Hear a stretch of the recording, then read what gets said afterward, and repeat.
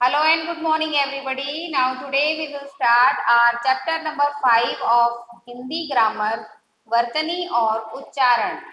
What is called Vartani? In English we call spelling. मतलब English में हम spelling बोलते हैं वर्तनी को।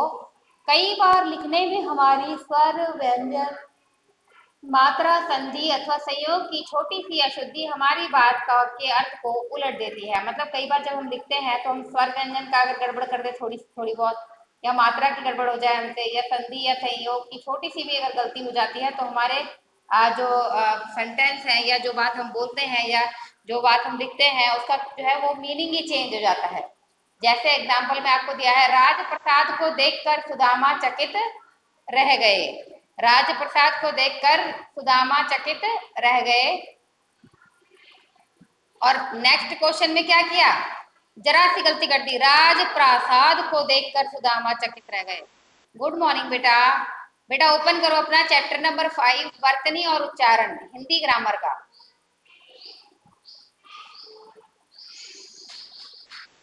हाँ, गुड मॉर्निंग बेटा। नेक्स्ट अब है राजप्रसाद और राजप्रासाद। देखो बेटा गड़बड़ कर दी ना, राजप्रसाद नाम आ रहा था लेकिन राजप्रासाद कर दिया, मात्रा जो है फालतू लगा दी प्रा के आगे। तो इन दोनों वाक्यों में प्रथम शब्द में आ की मात्रा का छोटा सा अंतर है, किंतु यही अंतर इनके अर्थ परिवर्तन के लिए पर्याप्त है।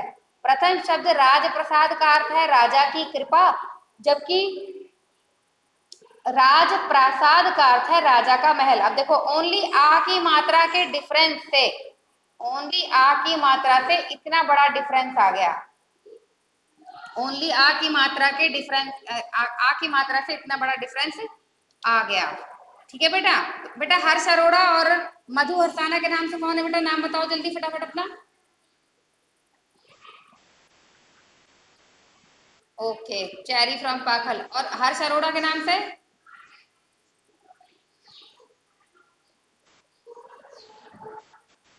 हर्ष अरोड़ा के नाम से कौन है बेटे? हर्ष अरोड़ा के नाम से मैसेज लिख दो बेटा। जिया,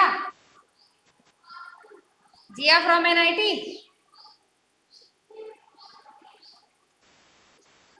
हैं? ओके बेटा, ओके। ओपन कर लो बेटा अपना चैप्टर नंबर 5 हिंदी ग्रामर में, वर्तनी और उच्चारण। हाँ बेटा अब देखो, ओनली आ की मात्रा का, हाँ ओनली अ की मात्रा के से हाँ हाँ ओपन करो बेटा। ओनली आ की मात्रा से कितना फर्क आ गया। राजप्रसाद था, उसका मतलब था राजा। राज, हाँ बोलो। Hindi grammar chapter 5। हाँ अब देखो, राजप्रसाद का मतलब होता है राजा की कृपा, और ओनली एक मात्रा बढ़ गई राजप्रासाद, तो मतलब हो गया राजा का महल। राजप्रासाद ओनली आ की मात्रा से, तो यही अर्थ जो है वो क्या है, यही अर्थ जो है वो सुदामा के विषय में भी अभिष्ट है। इसलिए अपनी बात को दूसरों तक सही सही अर्थों में पहुंचाने के लिए शुद्ध लिखना बहुत आवश्यक है। नेक्स्ट पॉइंट पर है आपका वर्ण और लिपि चिन्ह। मौखिक भाषा में जिस प्रकार ध्वनियां होती है, मतलब जब हम बोलते हैं तो हम ध्वनियों का यूज करते हैं, उसी तरीके से जब हम लिखते हैं तो हम लिखने के चिन्हों का यूज करते हैं। जब हम लिखते हैं तो हम लिखने के चिन्हों का यूज करते हैं। वर्ण, ध्वनि चिन्ह और लिपि चिन्ह दोनों का प्रतिनिधित्व करता है। जो वर्ण होते हैं मतलब जो अक्षर होते हैं वो ध्वनि का भी और लिपि चिन्ह और लिखने के चिन्हों का दोनों का प्रतिनिधित्व करता है। यह अधिक यथार्थ और वैज्ञानिक है केवल क्योंकि यह मौखिक और लिखित भाषा की सबसे छोटी इकाई के रूप में कार्य करता है। मतलब जो आपका वर्ण है वो बहुत यथार्थ भी है और वैज्ञानिक भी है, क्योंकि ये मौखिक और लिपि भाषा की सबसे छोटी इकाई के रूप में कार्य करता है। वर्ण भाषा के लिखित और मौखिक दोनों रूपों के प्रतीक हैं। जो वर्ण है वो लिखित के भी प्रतीक हैं और मौखिक के प्रतीक हैं। क्योंकि बेटा देखो, जब हम लिखते हैं तो हम वर्णों का यूज करते हैं, जब हम बोलते हैं तो भी तो हम वर्णों का यूज करते हैं। तो इसका मतलब दोनों ही वर्ण जो है वो भाषा के लिखित और मौखिक मतलब लिखने के रूप का और मौखिक बोलने के रूप का, दोनों का ही प्रतीक है। जबकि लिपि चिन्ह जो है वो केवल लिखित भाषा के प्रतीक, और लिपि चिन्ह में क्या होता है, सिर्फ लिखने के काम आता है, मतलब ओनली लिखने के ही प्रतीक है। ये वर्ण जिस रूप में लिखे जाते हैं, अब ये जो वर्ण है इनको लिखने के लिए जो लिपि चिन्हों का यूज होता है, तो बोला गया है कि ये वर्ण जिस रूप में लिखे जाते हैं उनको बोलते हैं हम लिपि। क्या बोलते हैं? लिपि। इस प्रकार लिपि चिन्ह वर्ण के अंतर्गत आते हैं। इस प्रकार लिपि चिन्ह जो है वो वर्ण के अंतर्गत आते हैं। अब देखिए यहाँ पर आपको दिया है वर्तनी के नियम, मतलब स्पेलिंग लिखने के नियम। वर्तनी के कुछ नियम यहाँ दिए जा रहे हैं, इन्हें ध्यानपूर्वक पढ़िए। सबसे फर्स्ट नंबर पर दिया है बेटा आपको, संयुक्त व्यंजनों को सूचित करने के लिए देवनागरी लिपि में संकेत चिन्ह दिए जाएंगे। मतलब जो संयुक्त शब्द हो, संयुक्त व्यंजन होंगे बेटा, स्वर तो वो होते हैं ना, आ ई उ ए ओ ले, और व्यंजन क्या होते हैं, का खा ग घ। तो बोला गया है संयुक्त व्यंजन, जो संयुक्त व्यंजन है उनको सूचित करने के लिए देवनागरी लिपि में निम्नलिखित संकेत दिए जाएंगे। जैसे जिन व्यंजनों में खड़ी पाई आ होती है, उन्हें जब दूसरे व्यंजन के साथ जोड़ा जाता है तब यह खड़ी पाई हटा दी जाती है। देखिए आप, खड़ी पाई, आप देखो पहला वर्ड, पहला वो वर्ण देखो बेटा, खा। खा में देखो जितने भी अक्षर यहाँ पे लिखे हैं बेटा, ख ण ब श ग त भ श भ थ म स च ध य झ न ल य प व, सब में आप देखो डंडा लगा हुआ, उस पर बेस बना हुआ है। जैसे खा में देखो एक डंडा बना हुआ है, णा में भी डंडा बना है, बा में भी डंडा बना है, उसी को सर्कल करके तब चीरा लगाया गया है। उसके बाद शा शलगम में भी डंडा है, गा में भी डंडा है, ता में भी डंडा है। तो जितने में भी खड़ी पाई है बेटा, ये सारे वर्ण जो है सब में खड़ी पाई है। तो इनमें क्या होता है कि खड़ी पाई को हटा दिया जाता है। मतलब यह है कि जब आपको दूसरे व्यंजन के साथ जोड़ा जाता है, बोला गया जिन व्यंजनों में खड़ी पाई होती है, जब दूसरे व्यंजन के साथ उन्हें जोड़ा जाता है तो खड़ी वाली पाई हटा दी जाती है। मतलब यह है कि जब उनको आधा लिखना होता है ना, तो उनकी खड़ी पाई को हटाकर तब आधा लिखा जाता है। देखो खा में खड़ी पाई हटा दी, आधा खा हो गया, णा में खड़ी पाई हटा दी, आधा णा हो गया, बा में खड़ी पाई हटा दी, आधा बा हो गया, शा में खड़ी पाई हटा दी, आधा शा हो गया। तो इसी तरीके से बेटा सबकी खड़ी पाई हटा रखी है। देखो आगे बोला है आपको आदि रूपों का प्रयोग होता है, जैसे ख्याल। अच्छा देखो बेटा, ख्याल में जब खा के साथ याल को जोड़ा गया तो खा आधा हो गया और खड़ी पाई हटा दी। अच्छा में चा की खड़ी पाई हटा दी, पुण्य में णा की खड़ी पाई हटा दी, ध्यान में धा की हटा दी, पुष्प में षट्टी शा षटकोण की पाई हटा दी है।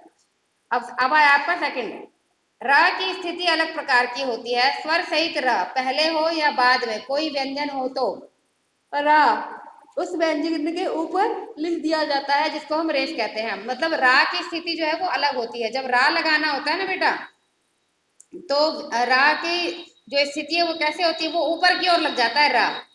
जैसे कर्म, कर्म वर्ड में देखो रा, माँ के ऊपर रा लगाया ना कर्म वर्ड में, तो बोला गया कि रा की स्थिति अलग होती है।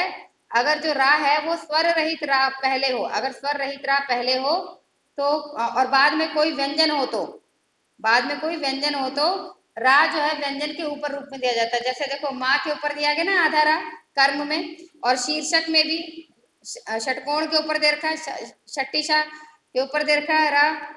इसी तरीके से, और इस वाले जो इस तरीके का जो रा यूज होता है इसको हम रेफ बोलते हैं। क्या बोलते हैं? रेफ। आगे बोला है आपको यदि व्यंजन के बाद स्वर मात्रा आ जाए।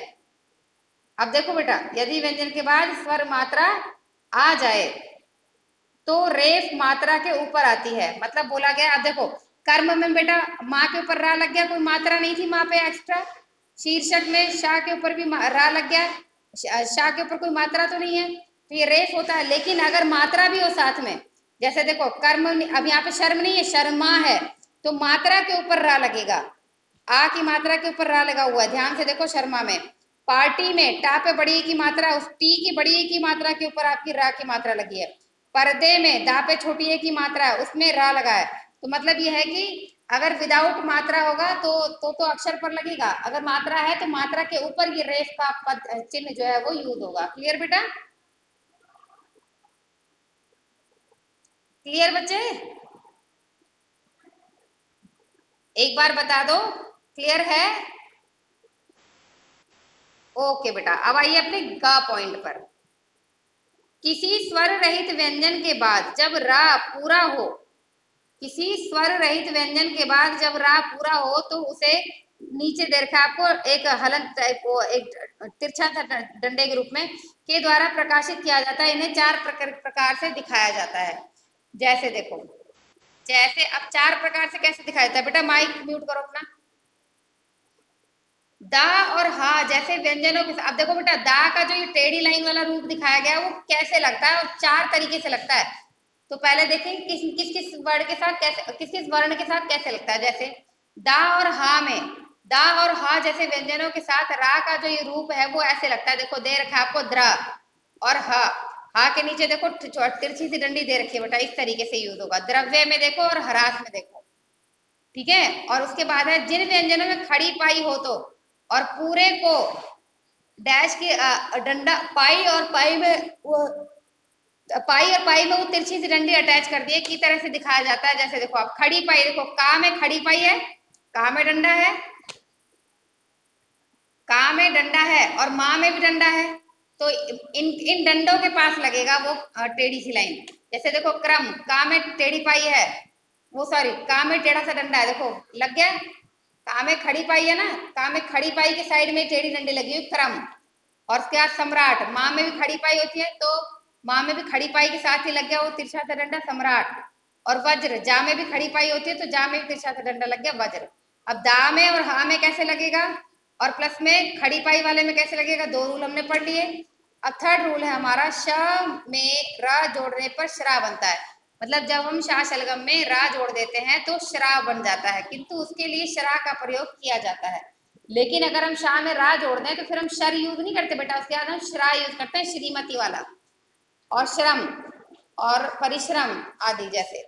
नेक्स्ट पॉइंट पर आ गया आपका फोर्थ पॉइंट, ट ठ ड के आदि के साथ, ट ठ ड आदि के साथ पूरा र केवल, जो आप देखो बेटा अब ये एक वी, उल्टा वी बना हुआ, देखो उल्टे वी के रूप में यूज होता है।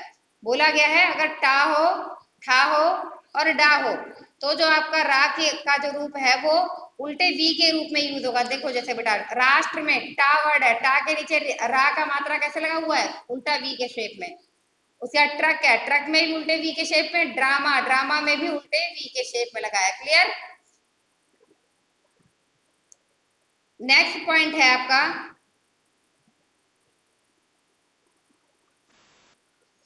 नेक्स्ट पॉइंट पर आता है आपका घा पॉइंट। अब बेटा ये चार पॉइंट आपको क्लियर हो गए, अब है घा पॉइंट। क और फ के लिए क फ का प्रयोग होगा जैसे पक्का और रफ्तार। मतलब क और फा को जब हम आधे आधे उसमें लिखेंगे तो कैसे लिखेंगे, पक्का और रफ्तार। उसके बाद है डा ढ सॉरी अड़ा छ ट ठ ड ढ और द और ह आदि रूपों के नीचे हलंत लगाया जाएगा। ये जितने भी रूप है इन सबके नीचे हलंत लगाया जाएगा क्योंकि इनमें खड़ी पाई नहीं होती। अब देखो बेटा ये जितने भी वर्ड है इनमें खड़ी पाई किसी में नहीं है, ना तो ड़ा में, छा में, टा ठा ड ढ द ह, इनमें किसी में भी खड़ी पाई नहीं है। जैसे नाट्य, गड्ढा, धनाढ्य, विद्या, बुद्ध, चिन्ह आदि। अब नेक्स्ट पॉइंट पर आपका टा से पहले प्राय श का प्रयोग होता है। टा से पहले किसका यूज होता है, टा से पहले शलगम वाले, सॉरी शलगम वाले नहीं, टा से पहले प्राय षटकोण वाले शा का यूज होता है। जैसे अब देखो बेटा टा से पहले या शा का प्रयोग होता है। जैसे देखो टा से पहले कष्ट हो गया, टा से पहले शा यूज हो गया, निष्ठा, षडानन।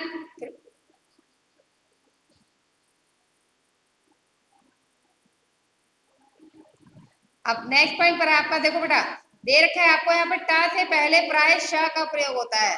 जैसे कष्ट, निष्ठा, षडानन और कृष्ण। री के बाद भी प्राय शा यूज होता है, जैसे री के बाद भी प्राय शा यूज होता है। जैसे देखो शा षटकोण यूज कर रखा है बेटा, कृषि, वृषभ। तो शा केवल संस्कृत शब्दों में आता है, जो शा षटकोण है वो केवल संस्कृत के विषयों में ही आता है। आगे है आपका श का प्रयोग संस्कृत, हिंदी और विदेशी शब्दों में होता है। शा शलगम का जो प्रयोग है वो संस्कृत, हिंदी और विदेशी शब्दों में होता है। और लेकिन श और श एक साथ आए तो श का प्रयोग पहले होगा। मतलब अगर श शलगम आता है, शक्ति श षटकोण वाला आता है, तो पहले जो उच्चारण होगा वो किसका होगा?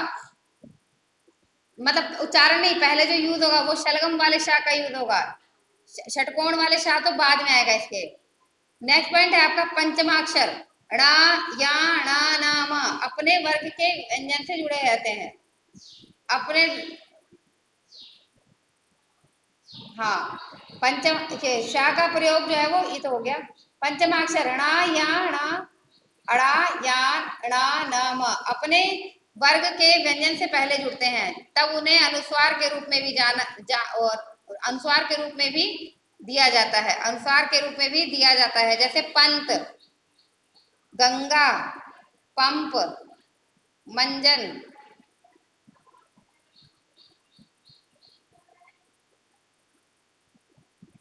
आगे देखेंगे हम इसके इस प्रकार। अब बेटा देखो यहाँ तक पढ़ लिया हमने, यहाँ से हम पढ़ेंगे कल। अब इतना जितना आपको मैंने अभी रीड करवाया है इसको पढ़ो और जो भी क्वेरीज हो अभी क्लियर करो, ठीक है? दो तीन अभी 3-4 मिनट है आपके पास, इतने में अगर आपको कुछ क्लियर नहीं होता मैं अभी क्लियर कर दूंगी, ठीक है बेटा?